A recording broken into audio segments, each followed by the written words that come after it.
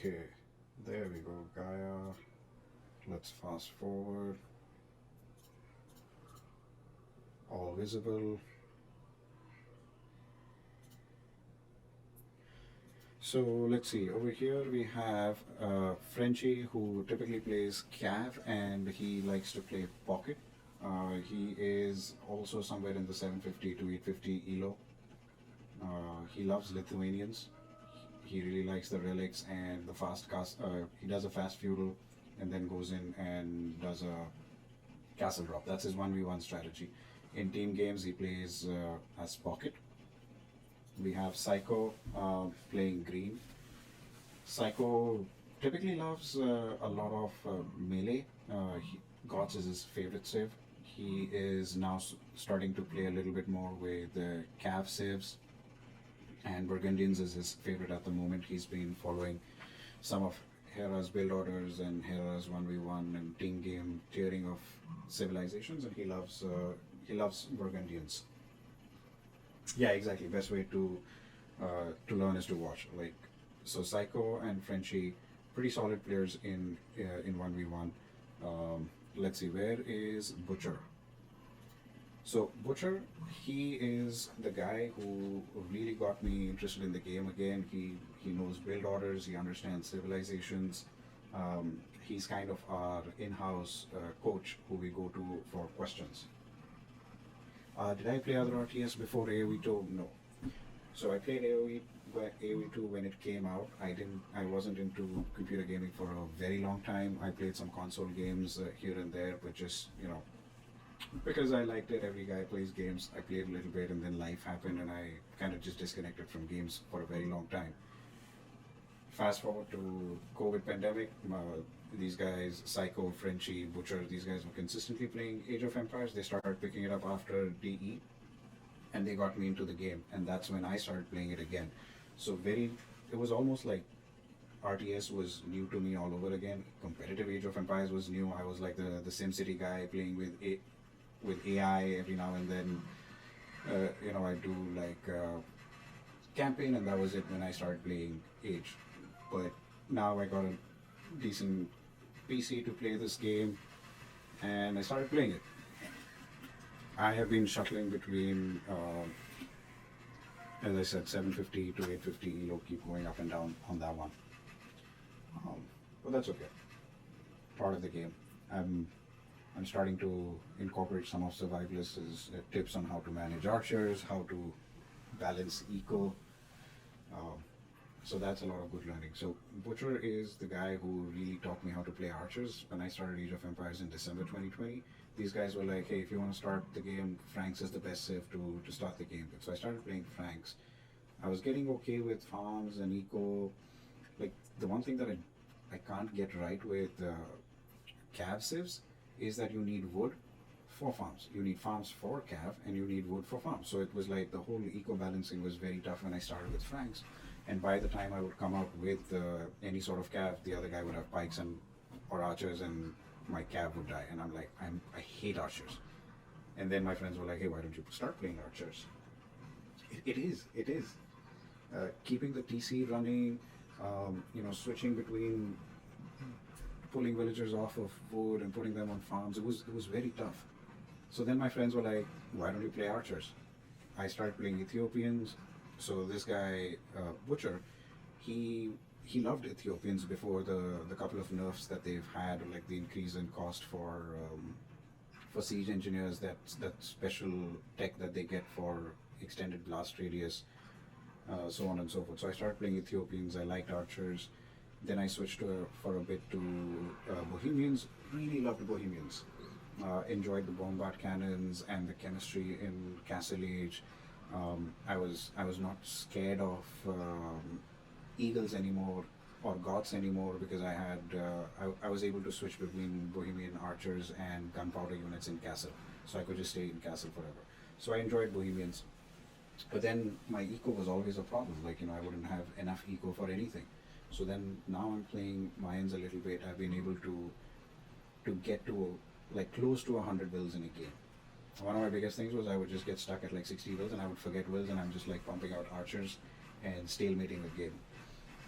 So with mines, I have just enough eco to build my second TC, my third TC, and get to 90 wills. But I still have this whole gap of, I want to say, between mid castle onwards, like like one fourth the way through castle, when you start getting all your archer upgrades and you're starting to build an army and starting to push out. From then to like early imp, I don't make as many villagers. And then once I'm in imp, I pump out a lot of villagers. So my will high at the end of the game is pretty high, but I don't have villagers when I need them, so I can tech switch into eagles or do something. So I'm starting to learn that a little bit. And you saw that in that game, like there was idle time every now and then. I didn't have the right combos, or I wasn't getting the right upgrades in time. So I'm starting to change that. So Butcher's the guy who keeps giving me some tips every now and then on how to play archers. So as you can see here, he's got a castle, he's got trebs out, he's pushing with arbs already. Frenchie, he loves Cav. He's got his knights waiting to do some damage. Red's pretty well walled up, and he's got arbs as well, so this should be an interesting fight. Gambit. Gambit is on a sabbatical from work, and he is vacationing in North India in some foothills, and he's found a vacation house which has really good internet. So he is joining us to play this game from some vacation house in North India. Gambit doesn't play a lot with us because of the time zone. Most all of us are in the US and he's in India, so the time zones don't typically work out. But every now and then he joins, and he can play both cav and archers. He's, I think, higher elo than me in the game. Yeah, exactly. That early investment, like having the right wills from mid feudal to mid castle, if I'm able to start getting there a little bit, then it gives me some time to get my upgrades or to switch. Like earlier today, we played against Vikings.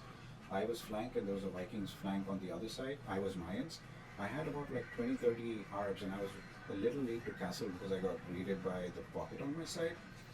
And so I was trying to just save my archers. I didn't expect any attack from purple because we had caused from the Vikings guy, because we caused some early feudal pressure on him. But I was delayed to castle because I got attacked, and I had like 20-ish, 20, 25 crossbow archers that just died to Viking scums.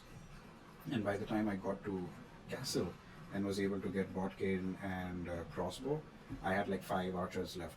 So, so that some of these game mechanics, I'm still kind of getting adjusted to. Hey, Player Max, thanks for the follow. My friends are playing a live game right now that I'm watching, and then after they complete this game, I'm going to queue up for a game. I think we are caught up with the game.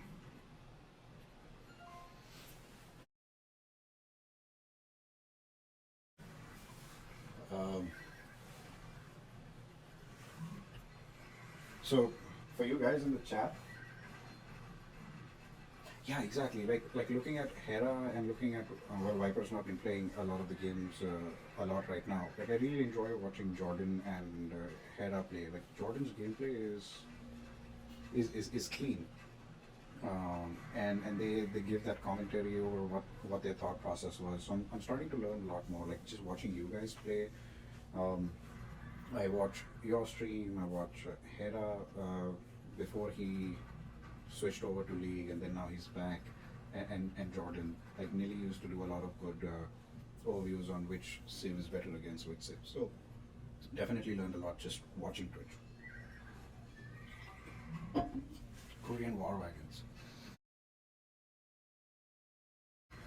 I've been playing Koreans as well a little bit in 1v1s, mostly because it was Butcher's advice that Koreans get that free armor in at every age.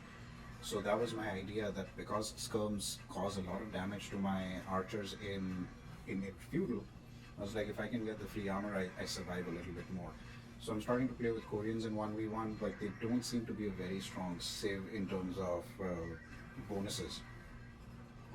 Like the free armor is great, but after mid castle, it doesn't make that much of a difference if you have a mass. But I don't end up having a mass. Yeah, exactly. It helps a little bit. It just helps me survive the feudal skirm push. But after that, that bonus doesn't really make that much of impact to the game. So that's why I started playing with Koreans because of the free armor, and then I just gave up, and then now I switched to Mayans. Um, from my friend's perspective, it's like Mayans is the Franks of archers. Like they're very forgiving as a civ, um, because of the eco bonuses that they have, and the cheaper archers every age, I think. So they're super helpful. Yeah, exactly.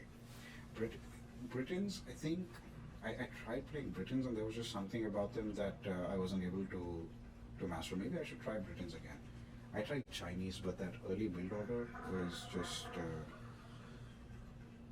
it's new for me to learn. And we can see here Gambit trying to do a raid.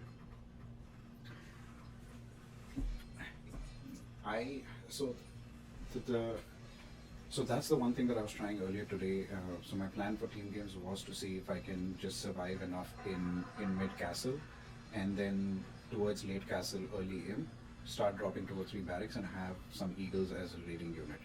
Um, haven't been successful in the 3 games that we played just because my farm eco kept getting raided, so I wasn't able to make enough eagles to raid. But I that was the one thing that I am very very excited about Mayans. Like I hate eagles, whether they're in Aztecs or whether any of the Mesosives, because they run around and they just kill. Yeah, that's the one that I need to start learning how to prioritize. It again goes back to what you're saying, right? It's like getting those, being able to get those upgrades and a decent mass in the right time, and that only happens if I have the wills and I'm not like not creating villages the whole time. Like these Korean war wagons, I have never been able to mass so many in a way that they actually push back a calf player. Like I can get like 5 in a 1v1 game, and I'm like, yes, I'm gonna cause some damage. Obviously, nothing happens because like 2 or 3 knights just wreck my war wagons, and I don't get elite upgrade either.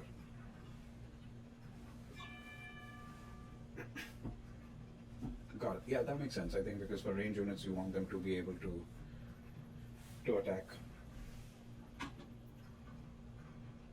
whereas melee, you want them to survive because they're going to get close, so you don't want them to get damaged. I think that makes sense. So you can see the war wagons are pursuing. I think let's see if Gambit. They've really. Oh, Purple has like brought his entire eco to a halt on this side. He's got a few villagers here, but I think they caused a lot of damage. And we've got Butcher. Butcher is butchering players as we like to say. The game I set out, these guys win. The game I'm playing, these guys lose. Maybe I'm the problem. Now these guys have won this game. If they win this game, the reload will go up, and then I will queue up, and then we will get smacked.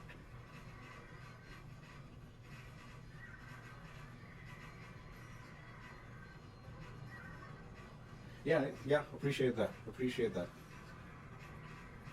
I think that context always helps me rationalize why to make certain decisions, and then I just remember to do that. Is this going to be? Oh, this castle is going to go up, or is this going to be? Ooh, looks like this is going to be a Doubt castle. Ooh, that's unfortunate. That's unfortunate.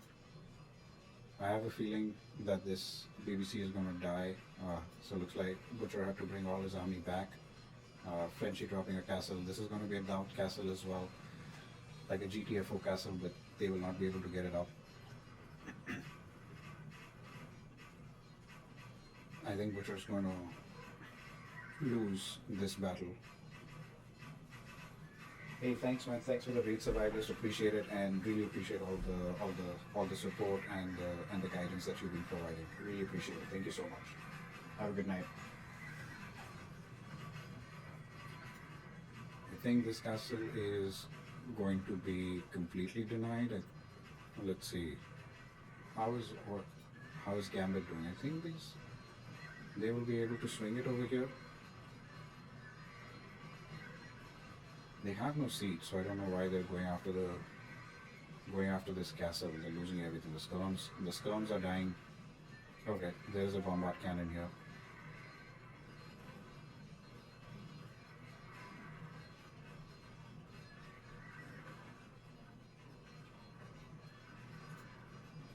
Let's see if Psychos Paladins can get anything. Yeah, see, these Paladins are tanky. They're taking out all they've cleaned up the war wagons. This game seems to be. See, this is the other thing that I am not able to do is I don't know. It's just not muscle memory for me to to build so many military buildings. No matter how much wood I'm floating, I'm just like two ranges that I created in feudal. I continue with two ranges into like late castle. I need to change that in my game because I see everybody whether they're at 700 elo or like 2000 plus elo. They make a lot of military buildings and they start pumping out a lot of military. So that's something that I need to start incorporating into my game.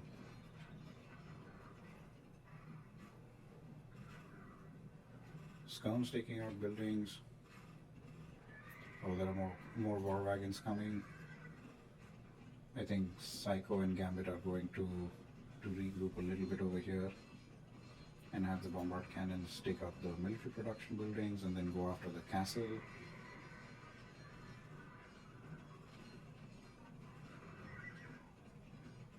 Meanwhile, here Frenchie has started massing a lot of hussars. Frenchie loves his hussars, much like Hera. But then looks like both yellow and red have completely switched over to mostly pikes. Yellow and so both the pockets have been holding the game pretty well for these guys.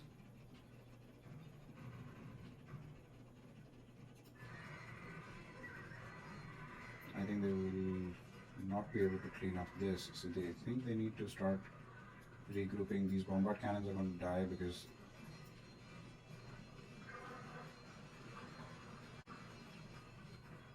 okay, yeah, the pikes are going to clear all of this. The villagers are Wills versus bombard cannons. Whoa, I did not expect that. I did not expect the bombard cannons to survive. Good for Gambit to spot that and then kill those Wills. Looks like these scums are going to be cleaned up. These spikes are.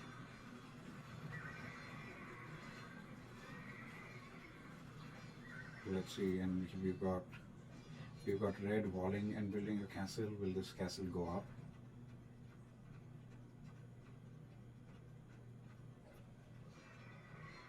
I have a feeling this castle will go up. Really smart play by red to have.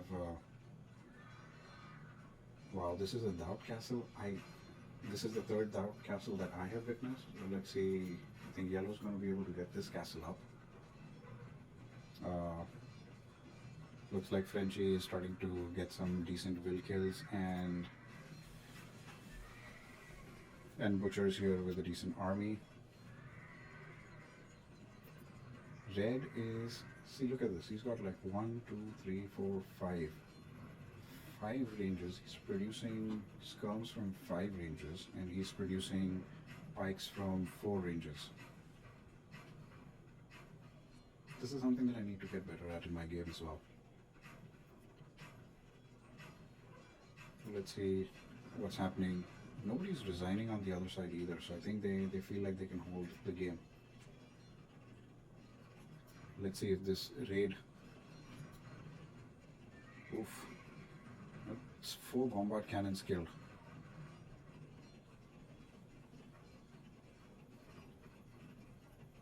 And orange is about to lose all these wills as well. War. That's a lot of war wagons. Like the war wagons are one-shotting the hussars.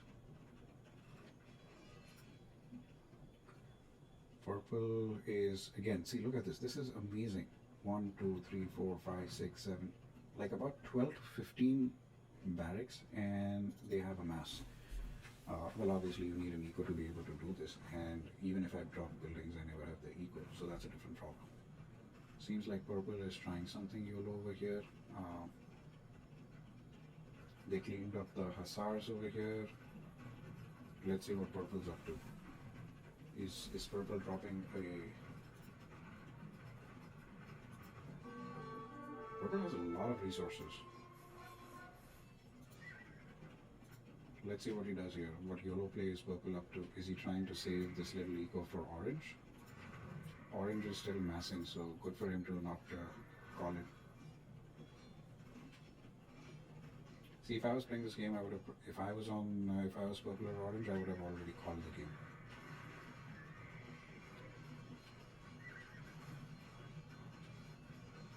Okay, purple pulled back all his villagers. I guess the YOLO is not happening.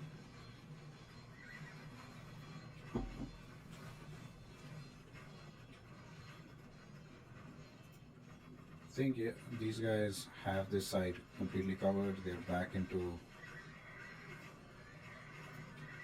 So I think Butcher finally created his own pike, his own house, because the halves were taking out a lot of the army. So I think Butcher switching over to halves is what is super helpful over here. Let's see if they can push the game here. There's a trap coming. I think this is GG. I don't know why these guys haven't resigned. Good for them to be able to not give up. I guess persistence is great, but I think the score difference is just like, look at Butcher's, Gambit's, and Frenchie's scores. Yeah.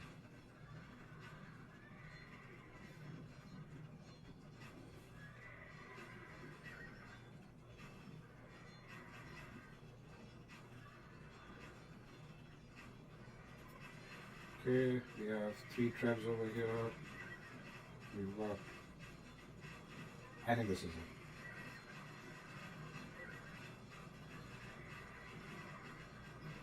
it. Yellow's bringing in some pikes around. Okay, looks like the GGs have been called.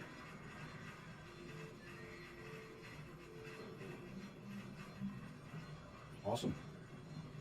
Looks like my team has won, and now I'm going to queue up with them, and we will probably... No, you guys' audio wasn't on the stream. You guys are on my AirPods. No, you guys are on my AirPods.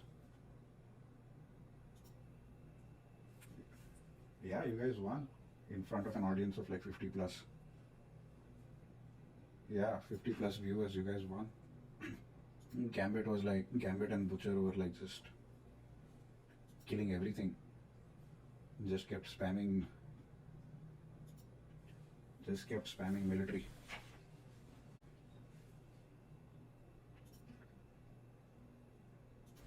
Yeah, Pink was giving you guys a lot of issues. The war wagons and pikes. No, GG's, this was a solid win.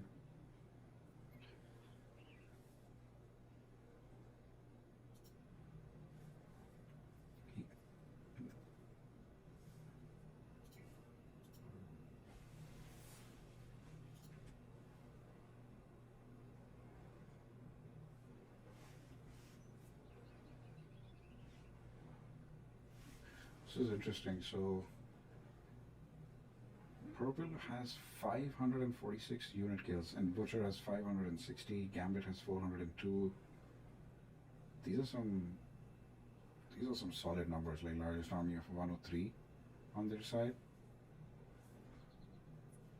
Gambit 99.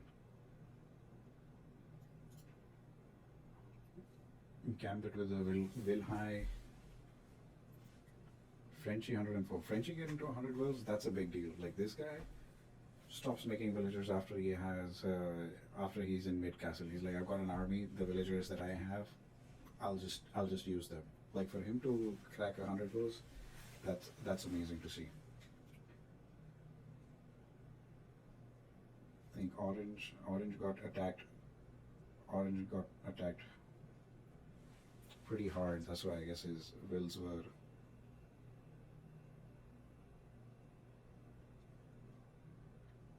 A lot of castles. This is red was mines. I'm disappointed mines lose. I don't know what it is, but if I'm playing a civ, I don't like that civ losing. I don't like seeing that civ losing. I don't know. There's some